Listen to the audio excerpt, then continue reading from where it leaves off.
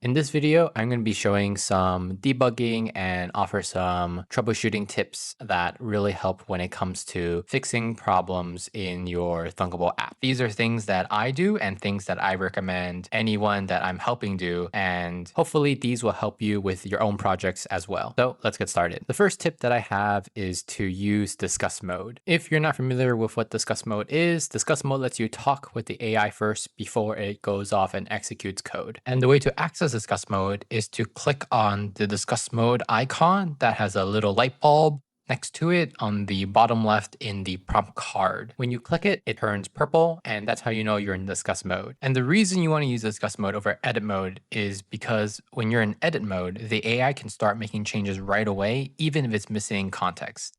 This can lead to fixes that are off target or changes that make the real problem harder to spot. Discuss mode helps prevent that because it gives the AI a chance to ask you clarifying questions, so it has the right context and it isn't just guessing. Discuss mode isn't only good for just debugging and troubleshooting your app, but it's also great to use while building and refining your app as well. If you want to learn more details about that, I have a whole video covering discuss mode and how to use it to build out your app in the video linked either in the top right or in the description below. The second tip I have is to click the component while in edit mode. So for this tip, when you're trying to debug a specific component, what you can do is go into edit mode and click on the component you want to fix. The most common examples are a button or a container. So what happens when you select a component while you're in edit mode is that there is a reference that gets put into the chat on the bottom left that basically gets combined with your prompt when you send it off to the AI. This lets the AI know exactly kind of where to look at or what to look at when it's applying its fixes or changes. The only thing to watch out here is that you want to make sure that you got the right thing selected. For example, if the button isn't working, you want to make sure that you select and highlight the whole button or the container, not just like text inside the button or some other component inside of it.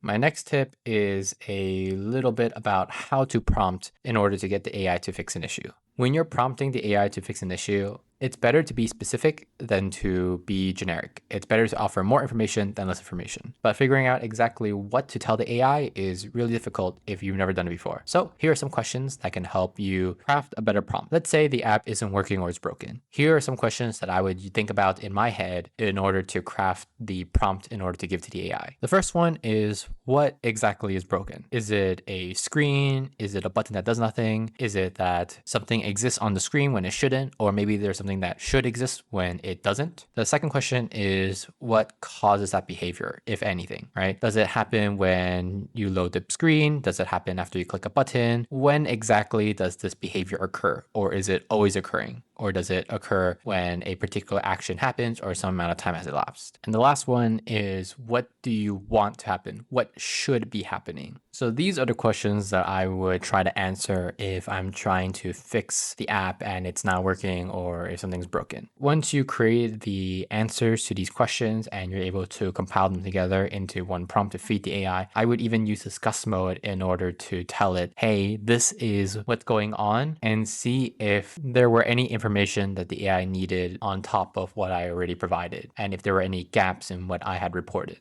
My fourth tip is to use versioning. If you don't know what versioning is basically every time the AI makes changes to the code and it builds something new or changes anything at all, it's going to save the state of your app before the changes happen.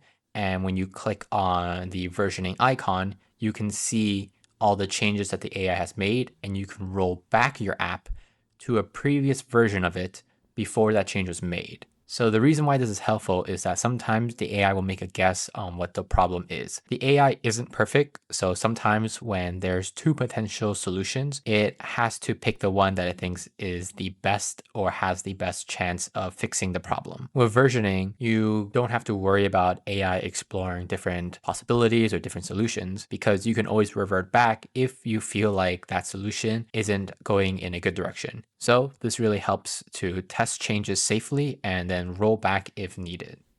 Now, my last tip is to reach out for help if you're stuck. It may feel like you have to figure out everything or understand what's going on, but that isn't necessarily the case. We have a great community forum and we have a Discord server where you can reach out and ask for help from not only our community and other users, but also me and other staff at Thunkable who commonly are in there answering questions. So those are my 5 tips for debugging and troubleshooting your app on Thunkable. If you found this video helpful, please leave a like and subscribe. And if you have an app you would like to see me build and turn into a video, leave your idea in the comments. See you in the next video.